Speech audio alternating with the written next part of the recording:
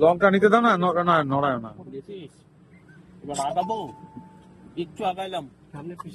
आज आप मादारीहाट थाना में यहाँ पे आए हैं, किस लिए आए हैं और क्या कारण?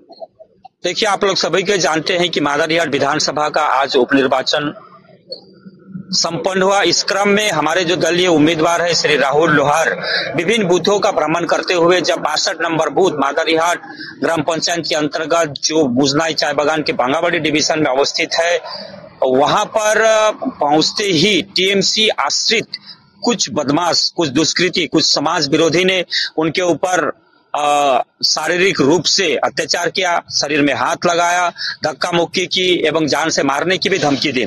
एवं उनका जो गाड़ी था वो गाड़ी में भी उन्होंने पत्थर चलाए और गाड़ी में काफी तोड़फोड़ की है। तो यह जो घटना घटी है, एक तो जहां पर टीएमसी का जो असली चेहरा है वो निकल करके आया है, क्योंकि वे लोग शुरू से ही ये भय दिखा रहे थे कि जो वोटर है उनको भय दिखा रहे थे कि यदि आप टीएमसी को वोट नहीं करेंगे, बीजेपी को वोट करेंगे तो आपका जो सुविधाएं हैं, सरकारी सुविधाएं मिलती है वो बंद हो जाएगी। दूसरी ओर इस प्रकार की घटना घटाकर मतदाताओं के बीच में एक भय का वातावरण तैयार करना चाहते थे, लेकिन वह इसमें सफल नहीं होंगे। मादारीहाट की जनता जानती है कि यहाँ पर बिना जीते यदि टीएमसी अत्याचार या गुंडागर्दी कर सकता है तो आने वाला समय में जीत करके हम लोगों का यह हराना मुश्किल कर देगा। तो निश्चित रूप से यह जो योजना बनाई थी, यह योजना कभी सफल नहीं होगा। लेकिन ये मादारीहाट के वासी जानते हैं कि शुरू से ये टीएमसी पार्टी जो है गुंडागर्दी करती है, तोलाबाजी करती है और विभिन्न प्रकार का अनैतिक कार्य से जुड़ी हुई है। तो आज हमारे जो उम्मीदवार है, दलीय उम्मीदवार है, उनके ऊपर जो अत्याचार हुआ, उनका शारीरिक रूप से जो उनका धक्का मुक्की की गई, उनका गाड़ी का जो तोड़ फोड़ किया, उसका विरोध में हम लोगों ने मादारीहाट थाना में एक एफआईआर दर्ज किया। हमने थाना को, ओसी को अपील किया है कि जल्द से जल्द इस घटना से जुड़े हुए लोग उनके गिरफ्तार किया जाए।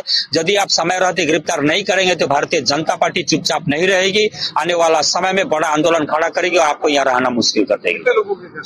हमारे यहाँ पर 24 लोगों के विरुद्ध में एफआईआर दर्ज किया गया है जो कि इस घटना से जुड़े हुए हैं। केवल 62 नंबर बूथ पर ही नहीं, 114 और 115 नंबर बूथ पर भी हमारे जो दलीय प्रार्थी है राहुल लोहार, उनको गाली गलौज किया गया, उनको धक्का मुक्की की गई। तो इस प्रकार से 114-15 जो बूथ है उसके भी जो कुछ लोग हैं, कुछ टीएमसी आश्रित गुंडे हैं और 162 में जो टीएमसी आश्रित गुंडे हैं, उन सभी को मिला करके कुल 24 लोगों के विरुद्ध में यहाँ पर एफआईआर दर्ज की गई है।